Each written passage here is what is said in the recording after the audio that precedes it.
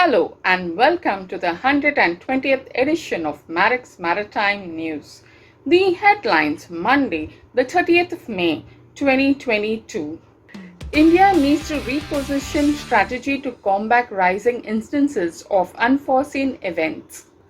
IMO approves port call data exchange to strengthen maritime digitalization. Can Mother Nature be blamed for lost vessels and lives? Dry bulk market continues firm trajectory.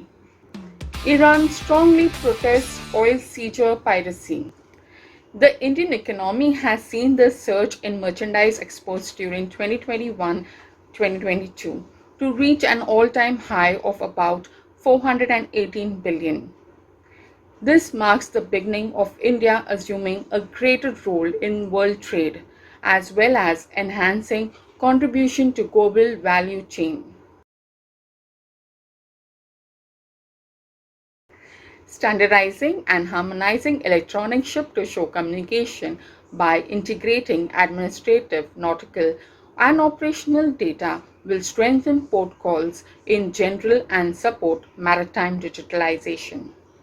This was one of the conclusions from the most recent meeting of International Maritime Organization's Facilitation Committee held on 9 to 13th May 2022.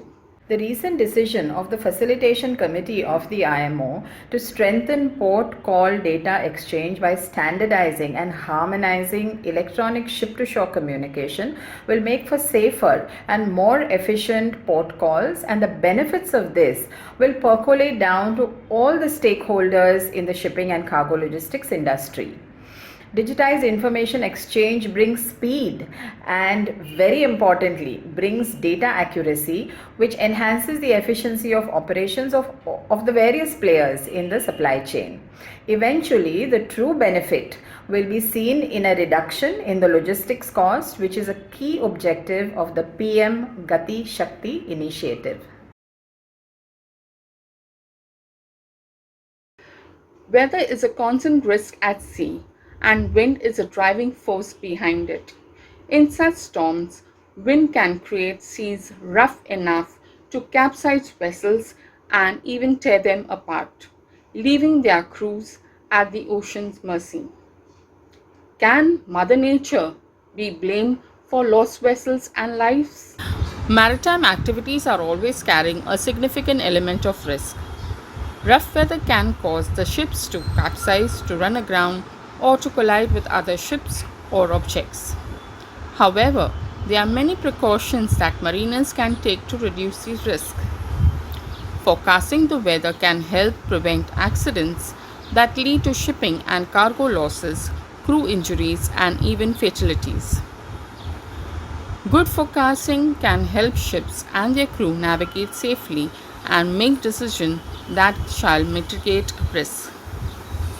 Knowing what kind of weather is coming is extremely important in making maritime activities safer.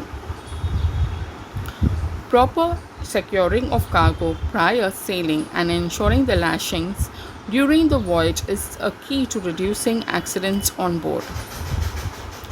Last but not the least, following ISM code and exercising master's overriding authority as per ISM element 5.2 and company safety management system, coupled with judicious use of information in hand, will certainly aid in mitigating risk of Mother Nature to almost negligible.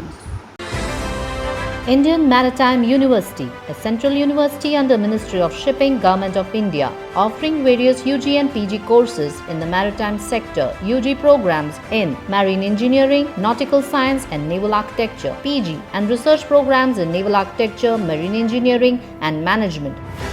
Campuses located in Chennai, Visakhapatnam, Kolkata, Mumbai and Kochi. For admissions and program details, please visit www.imu.edu.in. The dry bulk markets have kept on improving over the course of the past couple of weeks.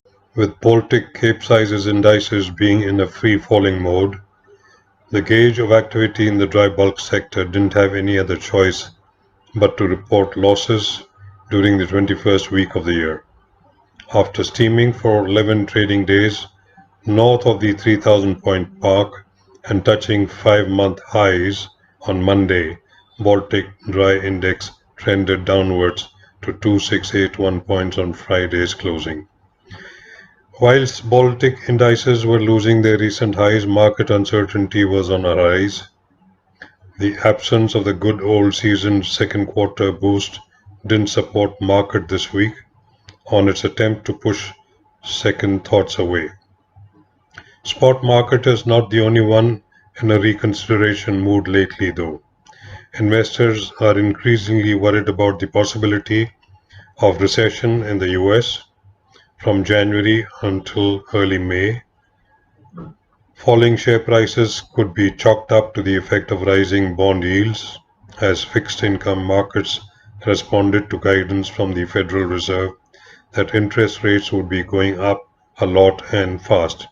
Shares were marked down accordingly, especially those of technology firms whose profits could be projected furthest in the future. S&P 500 indices have been on downward trend since early January, losing values.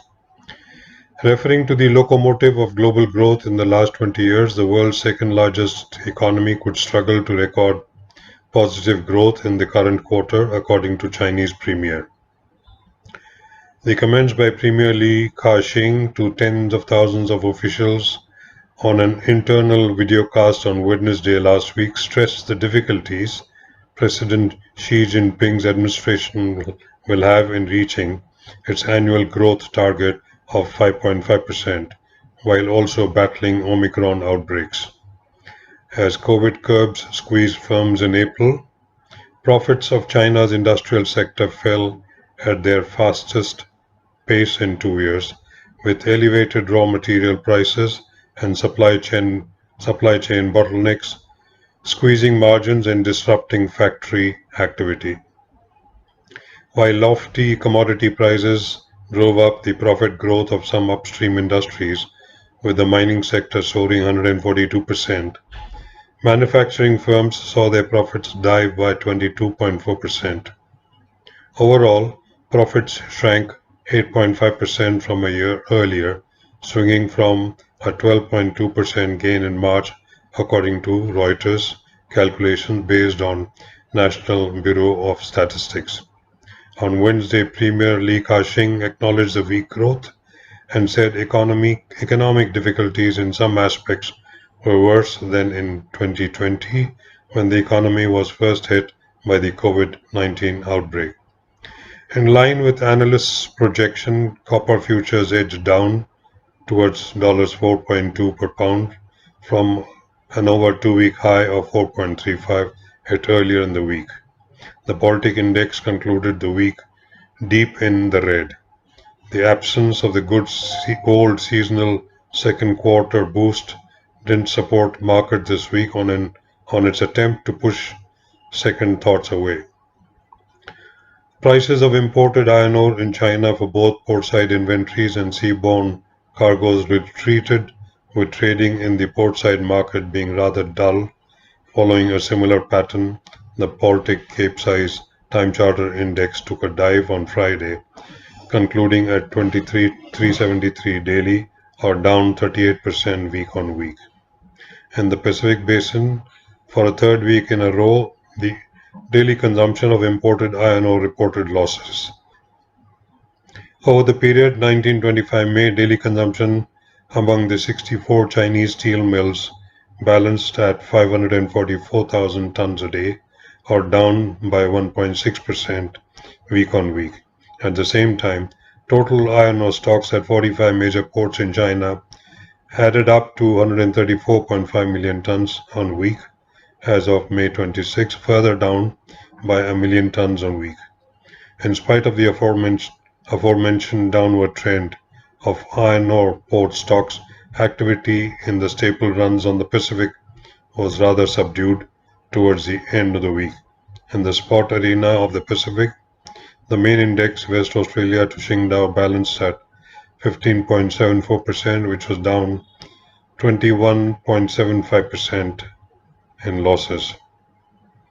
On time charter, the backhaul route for Capesizes concluded Friday at 17,350 or with 45% weekly losses. In sync, the Pacific round for Capesize index lay at 19,313 daily, plummeting by 47.48% since last Friday. In the Atlantic Basin, over the period 1622 May, iron ore exports shipped to global destinations from the 19 ports and 16 mining companies in Australia and Brazil increased to 24.6 million tons, or up by 4% week on week. Shipments from Australia's 10 main ports marginally decreased to 17.9 million tons. Shipments from Brazil's 9 ports managed to reverse from 2 weeks of decline. The trendsetter Tubarão Qingdao index balanced at 31.67 per metric ton, reporting 17.03% loss since last Friday. The front haul route closed on Friday at 44,900 daily, or some 27% lower week on week, but still 12% higher year on year. The front end of the forward curve took a dive, negatively affecting any interest for period deals, whilst market participants who were trying to digest Premier Li Ka-shing's statement of a possible contraction during the second quarter, June and July forward values took a hit this week. Whilst market participants were trying to digest Premier Li Ka-shing's statement, June and July are not looking very promising. Panamax with the Capes, ear-shattering collapse last week along with the economic environment. The Panamax time charter average traded below 30,000 mark. The Panamax 82 average declined 9.8% week on week at 27,431 daily. On the period front, the Ulusoy 12 79,400 built 2011 was booked from Xinjiao 6-9 June for 9-11 months at 28,500. The FFA was under heavy pressure, in particular the front of the curve was in the red to the tune of $2,000 to $3,000, inescapably bearing its toll on period deal. A fairly flat week for the Supramax segment is ending on a bearish tone. Both basins exhibited limited volatility on higher rates, yet market participants' concerns were evidenced by the July and August FFAs, which stood around 2,000 since last Friday. The Baltic Supramax Index 10 route time charter averaged at 30,757, standing 0.7% lower than 1 week ago. Demand for period remained more active than forward curves might suggest, with a focus on short to medium duration periods. Among several reports, the Wolverine 61,292 2015 booked 39,000 basis delivery South Korea for 4-6 months period, with the owners retaining the scrubber benefit. Outlook for the summer remains positive in the Black Sea, as Russia is projected to export up to 39 million tons of wheat during 22-23 season. For the Handysizes, some late spring, or is it early summer blues for the Handysizes? Another sliding market week came to an end with concerns of further slowdown building up in almost all areas of the globe. Obviously, the current levels of the market at $29,000 are passing well above the break-even bar, but it seems an increasing amount of people believe that the market fundamentals cannot support these levels for too long. There is increasing skepticism over the negative macroeconomic dynamics building up in the form of energy supply and prices, production and demand balance, and inflation pressures. We have to admit that when the market was ready to spread its wings after 2 strange years of COVID, war in Ukraine, and inflation boom, clipped the end of those wings fast and with a vengeance, turning that flight more into an air glide close to the radar heights rather than a blast to the higher parts of the atmosphere. On more tangible news, that 7-time charter average managed to close the week at 29,652. On the period front, the activity was also subdued, with charterers mostly searching for opportunities. It was rumored the Ratna Nari 28,442 2002 build fixed for 6 months at 26,250 from North China, and a rumor of another 28,000 deadweight fixing for about 6 months at 24,000 from delivery Chittagong. There is increasing skepticism over the negative macroeconomic dynamics building up. Supply of and demand for ships are in stride with each other, with plenty of buyers interested in making moves despite the firm prices, noticed by and justified by what they consider to be a firm freight market now, as well as in the short to medium period. Iran is strongly protesting the seizure of the cargo of crude oil from a tanker anchored in Greece, now calling the shadowy tanker an Iranian vessel despite previous reports that the tanker was owned by a Russian shipping company and until May 1st was registered in Russia.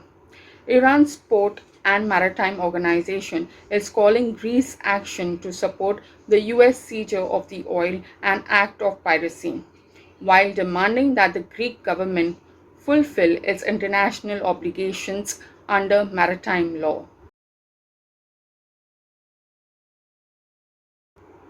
Upon completing 120 editions, on behalf of the Marex Maritime News team, I extend a warm thank you to all our viewers, supporters, and contributors for having been a part of this enriching news broadcast. We now take a break from broadcasting for the next few weeks. Until then, stay safe, stay healthy. Thank you for watching.